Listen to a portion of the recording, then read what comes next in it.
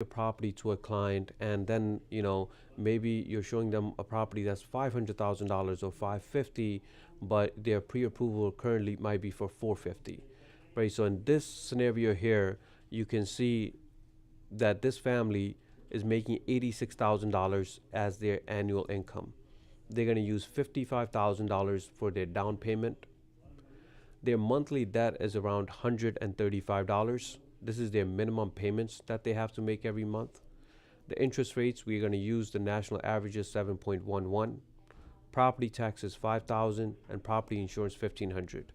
This family can purchase a house that's going to be really comfortable for them to make the monthly payment and purchase a house around $433,000, right? So we know that it's very hard to find properties in that price range in Queens. So how about the ratio here really matters, their debt to income ratio. We're using as 45%. This is when maybe one client can go to 2 or 3 different loan officers, and one might say, hey, you qualify for 450, another one says $500,000, and you say, hey, why there's a $50,000 difference? That might be because of different loan programs and different debt to income ratio. So in this case here, we're using 45%. In the next scenario here, for the same family, nothing is being changed from the left side here. The annual income all the way up to your property insurance. This is the old one, and this is the new one. Nothing changes except for their debt to income ratio. For the same family, if they go to another loan officer and the other loan officer says, hey, you can go up to 54% in DTI, or they might even explain that to them and simply say, hey, you qualify for $530,000 property. And the other loan officer said, hey, $433,000 property. There's a huge difference in qualification when it comes to this, right? Their income didn't change, their monthly debt didn't change, their down payment didn't change, nothing changed except for their debt to income ratio. So you as a loan officer or as a realtor should know this, that hey, maybe this pre-approval that I'm looking at, that I'm showing, it might be good, it might not be good, right? So they have different ratios and they can go up to that. We don't recommend that every one of these clients go up to maximum of debt to income ratio of 54%. You want to have it as low as possible. Why? This way, you can make your mortgage payments comfortably every month. They got to be consistent. So you don't want to use 54%. This one is simply saying that you're using 54% of your income towards your mortgage.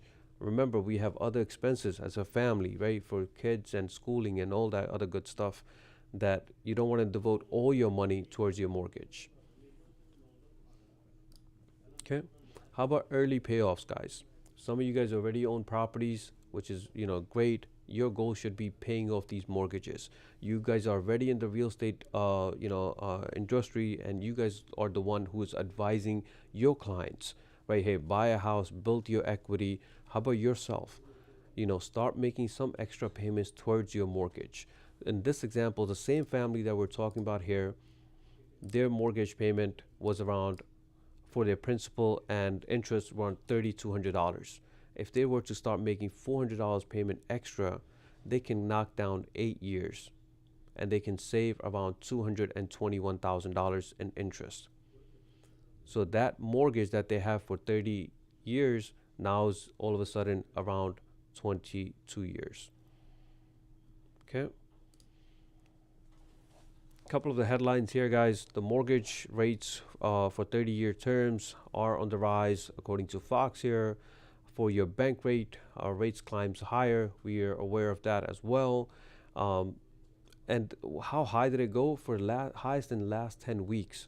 And last meetings, if you watch the recorded ones, we were getting really excited because we started seeing 6.7, 6.8. Anything in sixes just sounds better compared to sevens or eights now, right? Obviously, we want to see fives. We don't see that anytime soon, but sixes definitely sound better than sevens. So when it is right now 7-11, they might say, hey, I'm going to simply wait and see how much I qualify down the line. The home prices will not come down. That conversation as a realtor you are having all the time with your clients, right? Hey, am I really paying overpriced? Should I go We have seen in our agency here, people are putting in 30, $40,000 over asking price. One of our agents over $80,000 uh, above asking price. The prices are going up. So the 7% mortgage rates are back, but fear not. Realtor rates will fall in 2024, economist says. That's what we're expecting. Even the next Fed meeting that will happen in March, we're expecting the first rate cuts to happen. And hopefully, when that happens, the mortgage rates should decrease as well. Okay. Next, guys, for your NARS research here, your national level housing affordability improved in December. Why did that happen? Because the interest rates were dropping. Right now in January, when we get this data for January and February, it's going to be on the other side because they went above 7% again. And according to your NAR research, social media and your CRM, right? This is your KV core. When we look at CRM, that's your KV core, were the top tech tools that were given to the members, and you guys have those. Some of you guys are getting better and better with social media, getting comfortable with social media, which is great, posting things that we're posting for you guys as well. But you guys want to share anything that's real estate related, right? We follow different channels because of they're unique to that type of content. So when people look at Mr. Ali or when Navneet or Rupinder, when you guys are posting stuff and people are seeing your face over and over again, like I said, they're not gonna comment, they're not going to like, especially your competitor. Just know that they're looking, right? They're watching your content. You never know when you will get a client and that will have a conversion. Hey, I saw you on social media, mentioning this. You guys are the professionals, right? You guys already closed deals. So that confidence has to come by now. Say, hey, I'm comfortable talking about this. I'm confident I can, this topic is perfectly fine with me because this is what I do. Research, right? You guys have so much different tools to post on social media. Stay within compliance, but definitely start posting that has to do with real estate because you guys are the realtors. Okay. Your smart CRM is one of the most expensive systems that we are offering, right? That we have in our toolbox. We just want you guys to utilize it. And I love to always keep it real with you guys. That we have 70 agents and we have 50 seats for your KV core. That means there's 20 people who are simply hanging their license and not using those systems because they simply have another full-time job and they're satisfied with that. We're okay with it too, but people who are actively, showing and everything, use the systems. Okay. All right, guys. Next is when you hear buy down, right? We briefly will talk about this. That if your client is talking about buy down, they were really popular since COVID hit, right? Through seller's concession. But in a nutshell, when you see the words buy down for something like this is a mortgage where the borrower temporarily pays lower than market rate for the first 3 years. In this case here, when you hit 3, 2, 1 buy down, that means for the first year, instead of paying 7%, they're gonna pay 4% interest. That's really appealing, right? The second one, on the second year, instead of paying 4%, they're gonna pay 5%. In year 3, they're gonna pay 6%, and then year 4 till year 30, they're gonna be back to their normal 7%. Okay. There's a cost to this. There's going to be a seller's concession involved in this. But as a realtor, we should know this. Hey, maybe your client is saying, hey, I'm going to do a buy down or whatnot, but I might need seller's concession. You guys should be, excuse me, prepared that, hey, if they're asking for this, if you guys can help them out or not. Okay.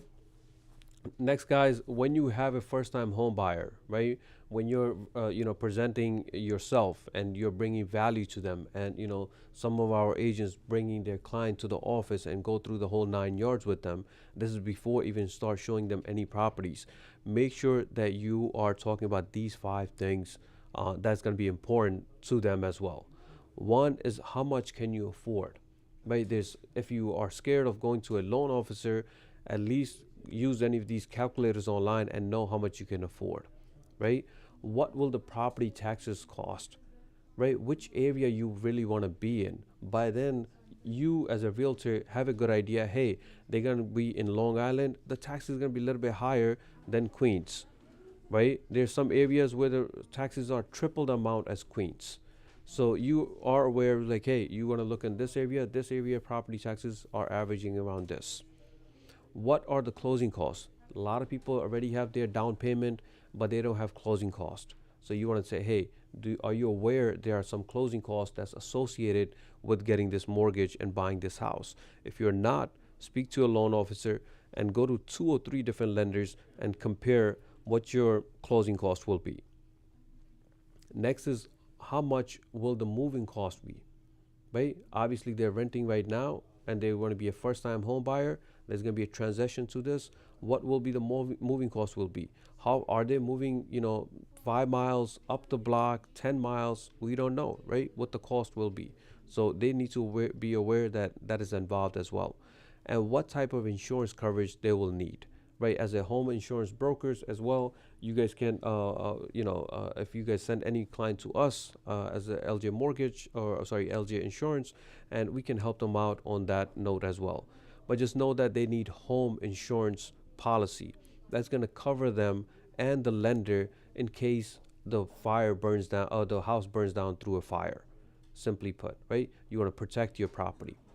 So these are the things that your clients should be aware of as a nutshell. You don't want to be that guy that's just or a girl that's just showing them properties. You want to bring value. You want to tell them, hey, I know the whole 9 yards of buying and selling properties, and I want to bring value to you guys, right? I'm going to be that helping hand that's going to take you all the way up to the closing. And if you even have questions after that, I can help you out on that note. Okay. And when you're actually showing, you want to find out how old these stuffs are, right? How old is the property? You guys know when the property was built, right? It's listed on MLS.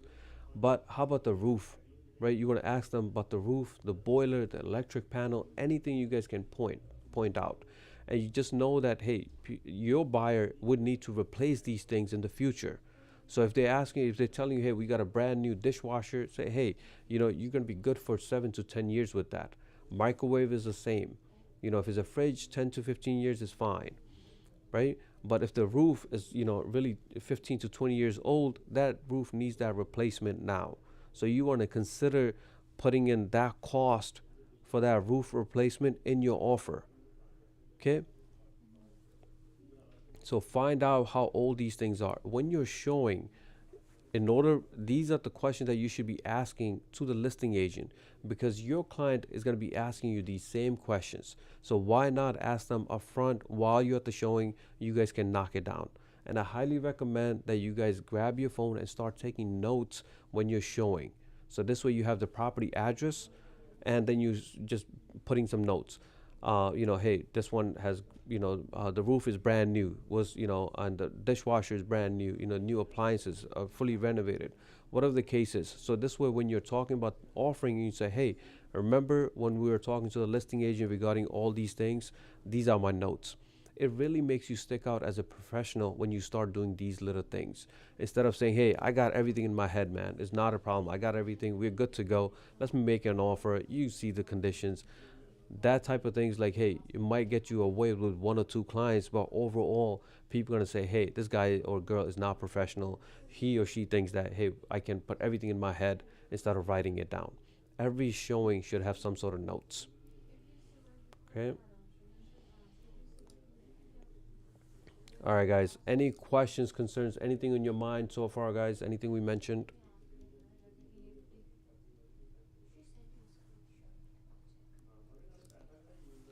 All right, guys, this could be helpful for you. This could be helpful for your clients. You want to increase your credit scores, right? Why is that? Because if your credit scores are not good, it's going to be hard for you to get any type of mortgage. Even if you want to be the helping hand as a, co-signer, if your credit scores is not good and you're making X amount of money, that X amount of money is no good because you have a credit scores. So credit scores are really, really important. So one is that you want to pay your credit card balances, strategically. You want to have a strategy to that. Just know that you want to keep it 30% utilization, meaning if your credit limit for one of the card, let's say is a Discover card, $1,000, that means you don't want to spend more than $300 on that credit card. You could spend up to $300, pay that $300 off, do the same thing next month. That's a good way of using that card. Instead of that $1,000 limit, I'm going to use $800, pay a little bit, use another 100 next month. That's going to decrease your credit scores.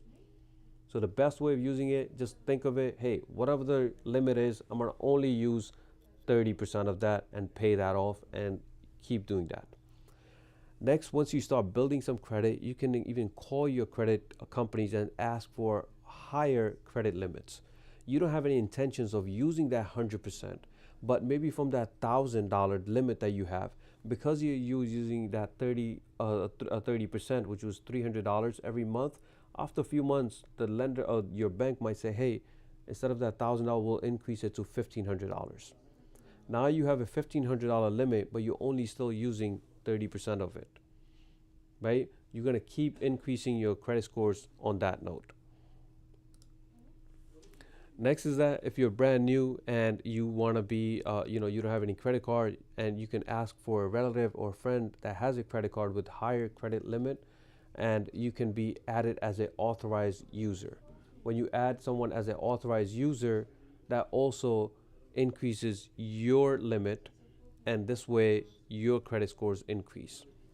Number 4 is paying your bills on time, right? There's no, if you have late payments, that is going to stay on the credit reports up to 7 years.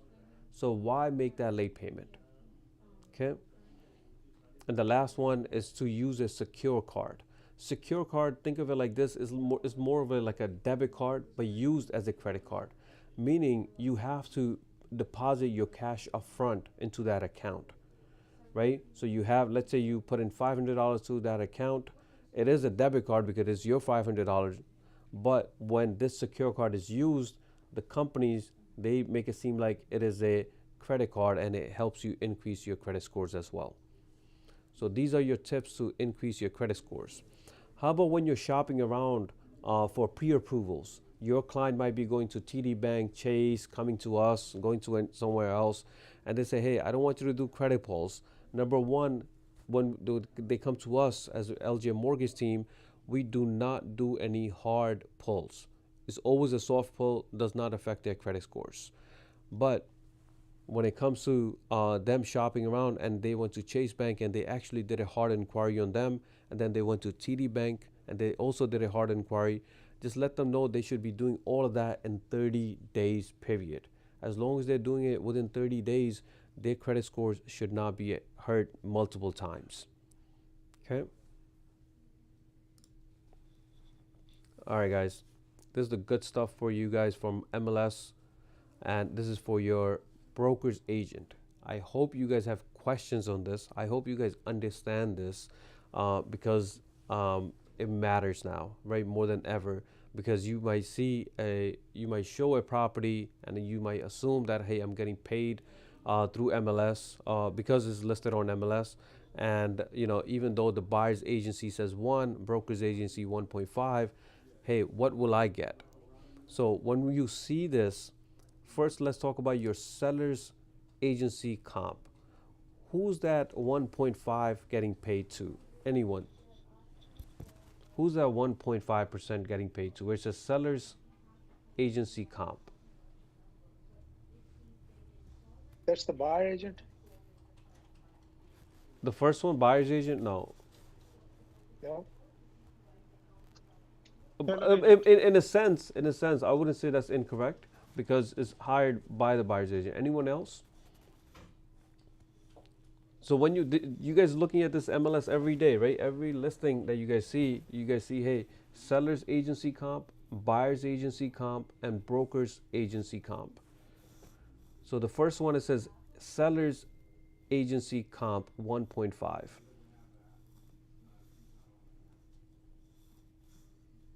So this seller agency comp 1.5, it is not the listing agent. Okay, it is not the listing agent.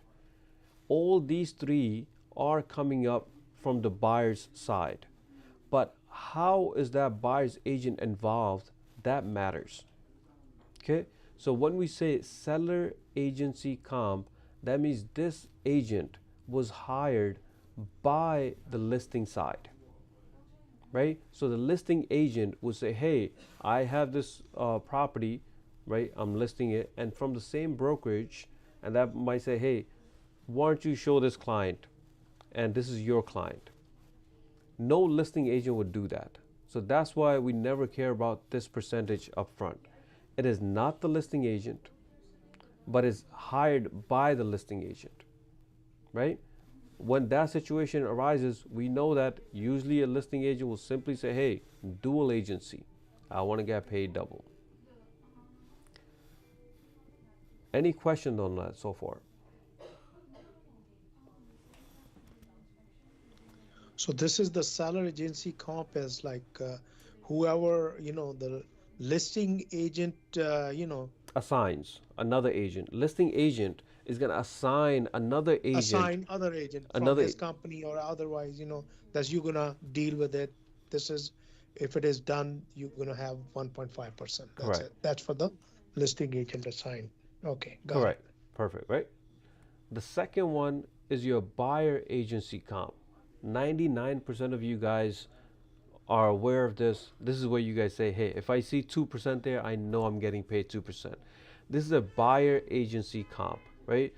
I found the buyer. I'm the buyer's agent. I found my buyer. This is my buyer. Has nothing to do with anyone else. And this is my, this is what I'm going to get paid, 1%. And this is the most clear one. Does everyone agree with this? This is for the buyer one, is that right? This is the standard one, right? This is what most of us are used to. Hey, buyer's agency comp, I know this is what I'm going to get paid. And now the Got most it. confusing one, and I hope after this next 5 minutes you guys are clear on this, is your broker agency comp. 1.5. We'll come back to Yeah. this and let's talk about this. A broker's agent, when we say broker's agent, means is an agent that cooperates or is engaged by the listing agent or the buyer's agent, and forget this tenant's agent, either by the listing agent or the buyer's agent. But here's the but, does not work for the same firm as the listing agent or the buyer's agent. So when will this situation come up?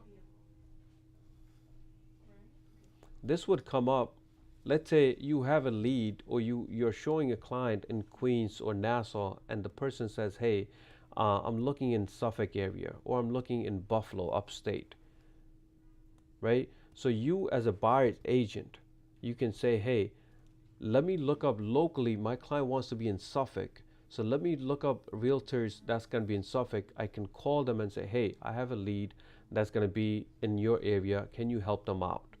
And if you guys agree on a referral fee and all that, that lead will turn into a broker's agent.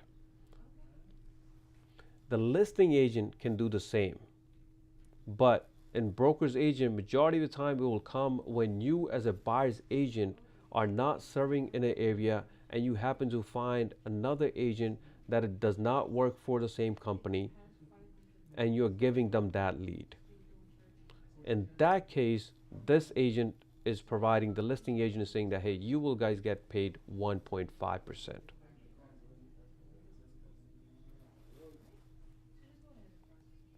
You guys tell me. Questions, concerns?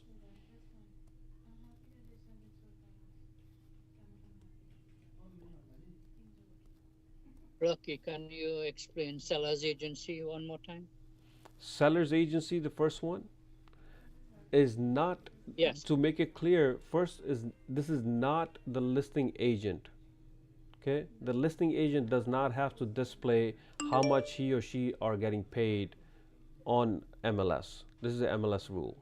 But MLS rule is that, hey, the buyer side, whoever the buyer side is, and the buyer side can come up as three different agency. The first one, as we mentioned, list your seller agency comp. This is when the listing side, the listing agent says, "Hey, I'm going to hire another agent, most likely from his same brokerage, and say, hey, you represent the buyer." Most of the time, that does not happen because the listing agent will simply say, hey, I already am the listing agent. Why would I want to share my commission? I'll just do a dual agency.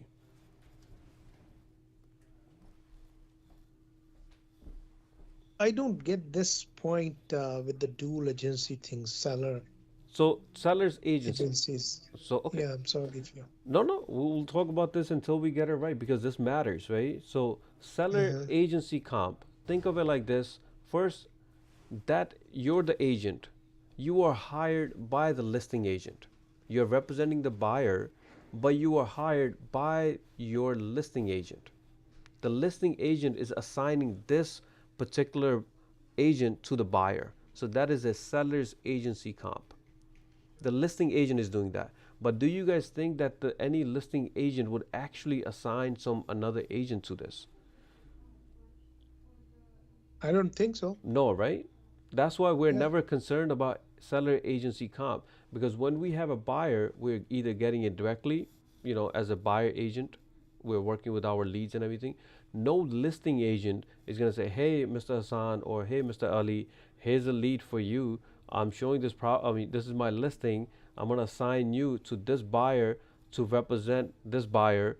This can happen in a short sale.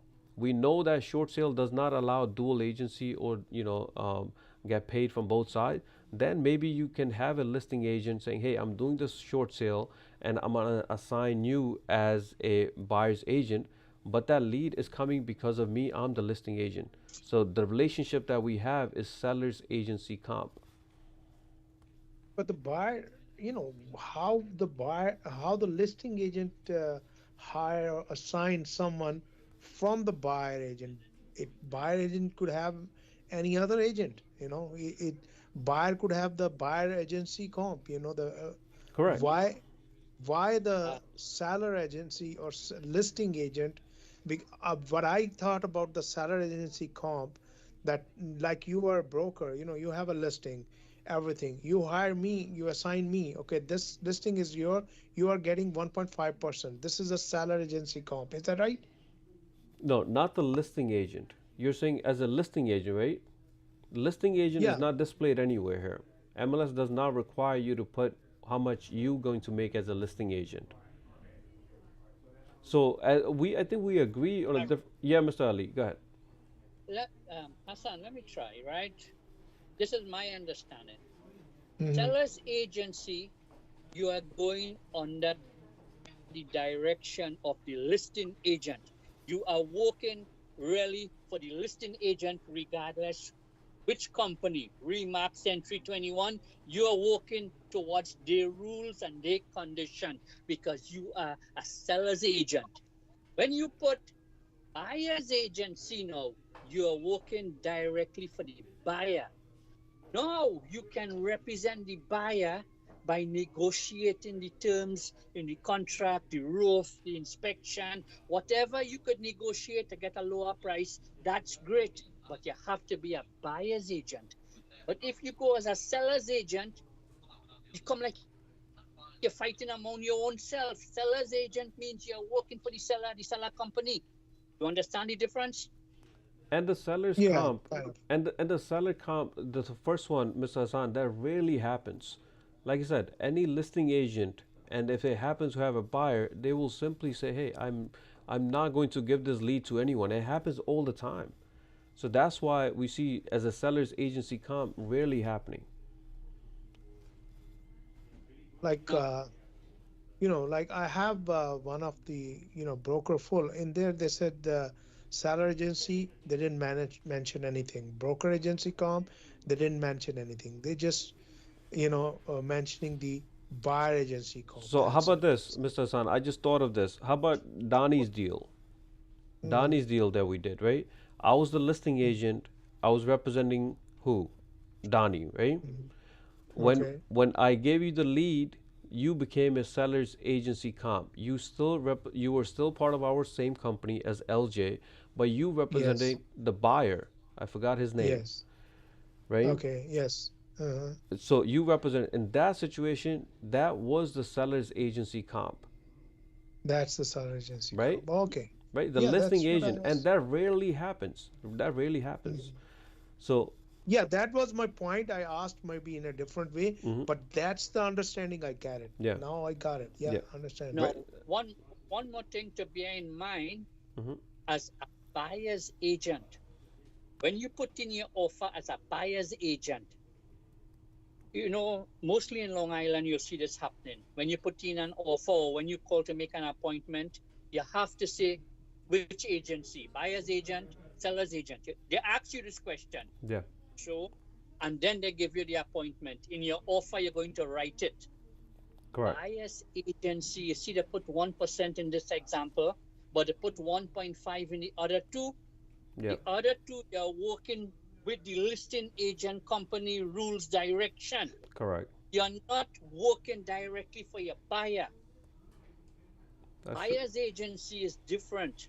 This is why, from the very first time I joined LJ, I do my buyer's agency different. I let them sign an exclusive offer with me. Why Hmm. should I get 1% when they've given the other agency 1.5? Correct. Right? And it come to life. It come to real now. People have seen it since COVID and saying they don't want to pay this. They don't want to pay a buyer's fees. They're advising court case going on. Nobody wants it. This is how and why And how about buyers. as a Yeah, buyer now, right? As a buyer, what's the Okay. best agency to go with? It's your buyer yeah, agency comp. This is the best one for your client as a buyer because he doesn't have to go through any other direction. He doesn't have to listen to anyone else.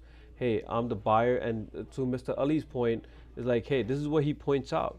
That, hey, I need to get paid 2%. Just to give you an example, hey, I need to get paid 2%. If the buyer's agency comp is one, I'm bringing a lot more to the table. I'm representing you all the way. I'm not listening to the listing agent. I'm not listening to the seller's side in any way or form, right? So that 1% that you're going to pay me extra or two total is to make sure that I'm on your side and everything goes in your way. Okay. yeah. All right, guys. Yeah. So we will be short on time here, but any other questions will go. Will go. Next is going to be your pre-approval, guys, right? Is your pre-approval important when you're making an offer? Absolutely, right? Some of you guys are showing properties without pre-approvals. I would say that, hey, if your client is showing your first property, they don't have a pre-approval, it should be okay. The first property.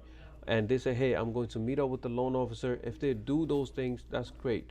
But if down the line, if they're not getting any pre-approval, you be the judge. Hey, what's really going on, how serious they are, and you have to tell them, hey, what's really stopping you from getting a pre-approval? Is it the credit pull? Is it, you sure that you're not ready right now? Maybe you might be ready 6 months down the line. So you know how much weight to actually put on them and actually show them how many properties down the line. You don't want to keep showing them every week and they simply don't have the pre-approvals or they're simply not ready right now. Okay.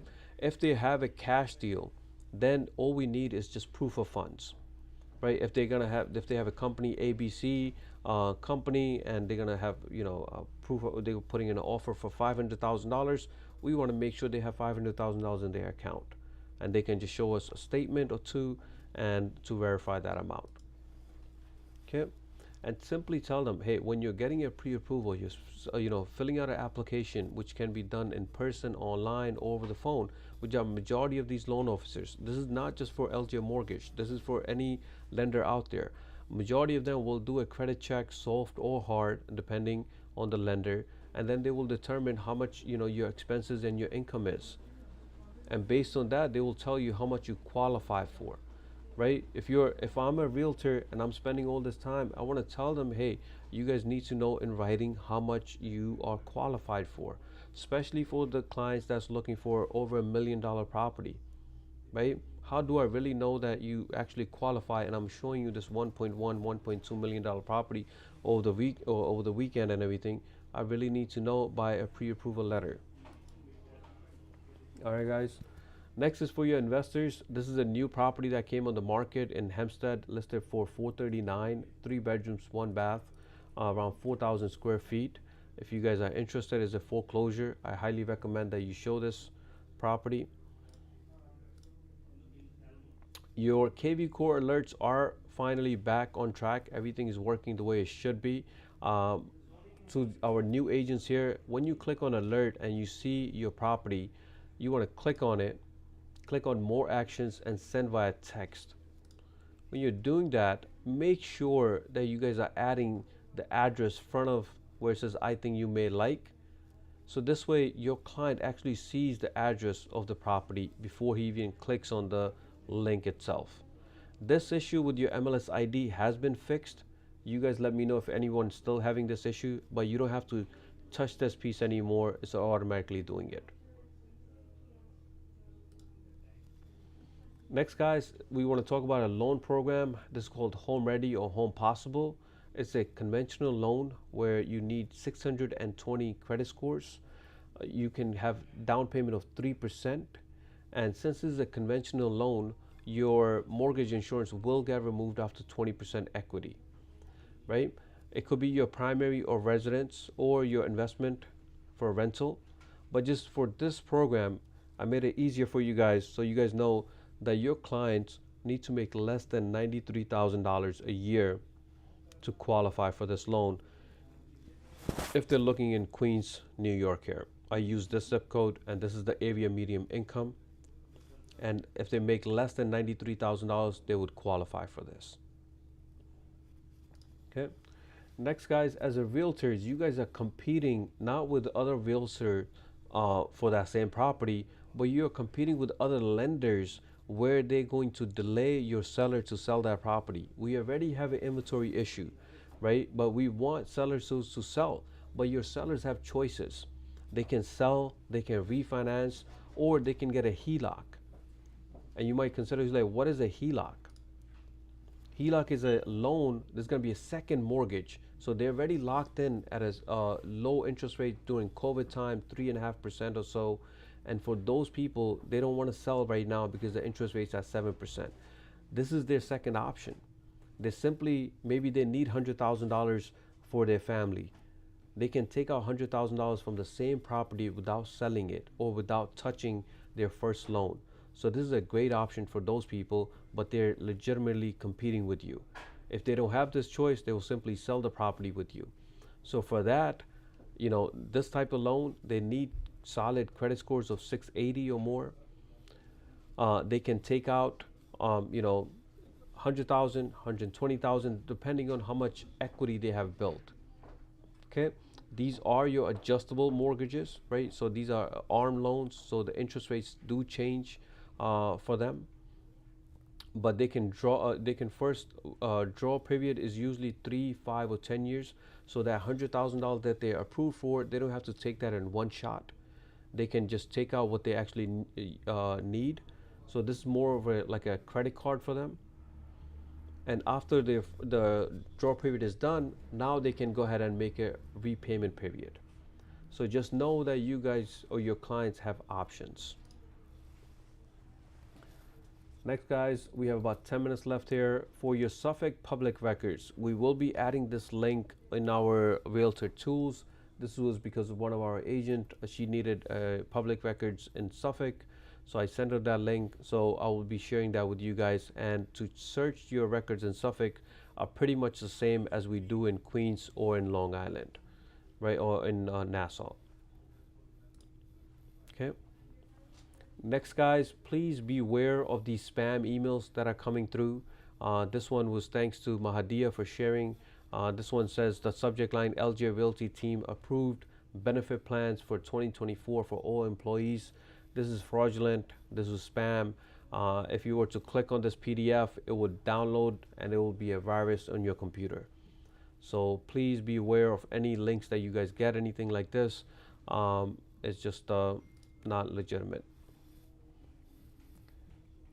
Next, guys, on your geodata, some of you guys have hard time logging in. For some reason, they changed their criteria for their username, and it's actually case sensitive as well now.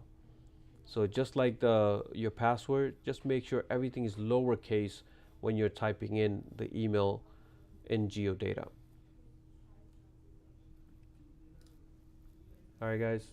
Next is your home inspection. We say home inspection is very, very important.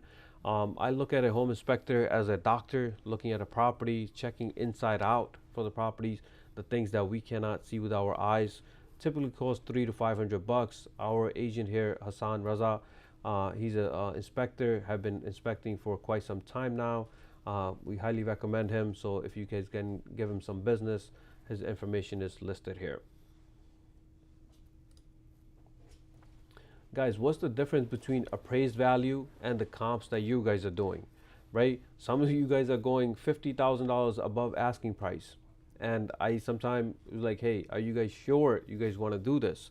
Because when we look at our numbers, right, some of you guys are sending us addresses. Hey, check the our lenders portals and see how much the value they're putting in, right? So I've been doing that for some of our agents, but just make sure you guys don't go way overboard with the listing price. We know the inventory is short, but always be aware of your appraised value. Appraised value is going to be the value that the bank is going to be thinking that this appraisal was done by a third party, that hey, the value that the contract price and the appraised value is the same, right? They're really comparing apples to apple, and they're not thinking about your commission, they're not thinking about anything else but the value itself. And how about if the value is $20,000 less than the contract price?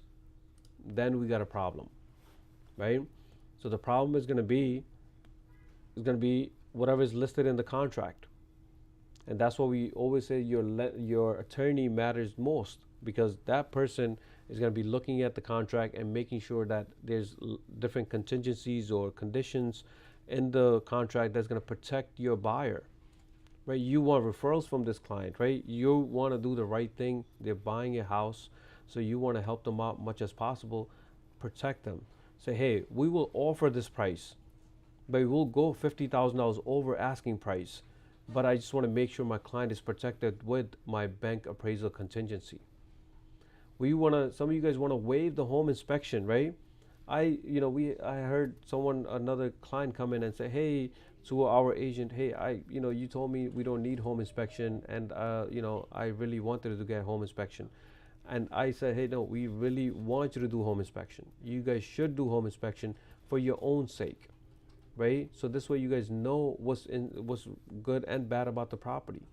And same thing when it comes to your bank appraisal contingency. We're willing to pay you this price, but we want to make sure the bank agrees to this through a bank appraisal contingency. Okay. All right, guys. We got a few minutes left here. The open house signs, some of you guys are already ordering these, but some of you guys are asking for the for sale sign, the post where to actually put it up, right? So the guy, our handyman, is not available right now, but there's a website, customrealestatesigns.com. They charge about $85 for this. So if you guys are interested, you guys can go to this website and start looking around. Okay. Transaction desk we already went through, guys. When it comes to, guys, actually transitioning, I want to speak about this real quick. I wouldn't mention the name, but we have one agent that literally went in. He's about to go in his 5th deal under contract in less than 30 days. 5 deals in less than 30 days, right? And I'm asking him, how's that possible? Like, what are you doing that's right now, right? It's just the focus. All the client that he has in KV Core, he's going back and forth with them and just building relationships. And it happens to be now that when he's showing the properties, things are clicking in. It's not overnight that these 5 people decided to go under contract with him. And that's like something I never heard of. Like, in 30 days, 5 contract, never heard of that at LJ, right? We want our agents to be on that level, but it's just going to take a lot of hard work for you guys. Looking at your KV Core systems, going back to even clients that's 6 months old, a year old, 2 years old, and see, hey, hit them up and say, hey, did you purchase the house already or not? If they did, congratulations, But at the same time, you want to follow up. You want to start showing these properties, and you want to make a goal. I believe the same agent that I'm speaking about, he will get 8 deals in 12 months, and he whatever level he's on right now, he's gonna be on level 4, which is gonna be 100% commission, just with 8 deals. So I want you guys to be on that too. Every one of us can learn from this, right? That we want to focus on our clients, we want to show them much as possible and make it a goal. Hey, if I have no clients, I'm going to go see at least 2 open houses for myself, because those are the same thing that I will be doing with my client. If you're brand new, if you already have experience, you guys already know what to do. The point here is to actually do it. Right? You guys have all the tools, everything that you guys need to be under contract. And we always mention, once you're under contract, your loan officer, your attorneys, they're the one who's actually taking the deal to clear to close. But you did the hard part of bringing them to the contract. Right? You're the sole reason that that client actually likes this property. They made an offer, you made an offer, your offer got accepted, and you're going under contract. If you're not under contract, you should make it your goal that, hey, next 30 days that I want to be under contract, and ask me as a broker, hey, that's my goal, help me achieve it. Even if you have to come to the office, we review your KV core one by one, make sure alerts are set up, make sure that there's activity happening in your timeline, and you're following up with these clients on a regular basis. There's no other secret sauce, guys. All right, guys. For our mortgages, some of you guys are, supporting us. There's absolutely no kickbacks. We don't offer anything but service when it comes to mortgages, right? This goes to every one of you guys, right? And any new agents that's joining, I'm telling them upfront as well that we can provide your clients with many, many different options. With the mortgages, we're licensed in 6 different states, so you guys can send your referrals there. Okay. If you guys need a helping hand, guys, Team Purple, Team Gold, Blue, hosted by Sheldon, Rapinder, and AP. These all 3 of these agents are experienced. Right? If you want to join any of these guys' teams, be that the person that needs that helping hand, please do so. Okay. That will do it from my end, guys. Any questions, concerns, any way we can make these meetings better, please speak up.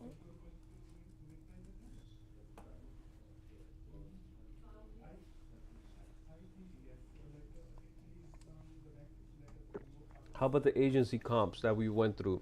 Any last minute questions, concerns on that?